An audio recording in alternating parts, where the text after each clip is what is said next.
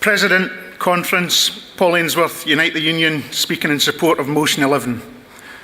As a London bus driver from a union representing both rail and bus workers, I'm pleased to support this call for public ownership and control of our railways, and indeed our buses as well.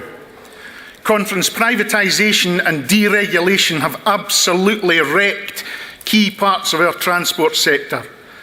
We need a shift away from further privatisation and deregulation and a move towards more public ownership and accountability.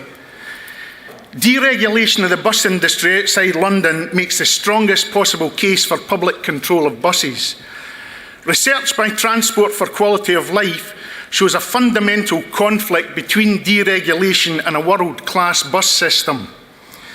They report that bus deregulation has seen higher fares, worse service, a fall in bus use and lower pay for bus workers.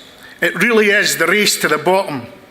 In the big cities outside London, passenger journeys have halved from about 2 billion per year before deregulation to less than 1 billion now. The report also shows the best bus companies are municipals, like Reading, Lothian, Blackpool. They're run by local councils, and yet this government is driven through a bus bill which actually bans setting up any more, despite opposition from Labour. This government's plans for rail are another attempt to dismantle a key service in pursuit of private profit at the expense of passengers and rail workers. The same blind ideology that led to the disastrous privatisation of the railways, designed to appease the interests of privatised train operating companies. And yet 1.5 billion, think of that, 1.5 billion is a big, big number. Pounds could be saved over 5 years if routes including Northern, TransPennine and West Coast Main Line were operated by the public sector. Yet this government has ignored the facts and have extended franchises with disruption costs borne by us, the taxpayer, not the franchise holder transferring investment risk. Unite welcomes the commitment in the Labour Party manifesto to bring private rail companies back into public ownership.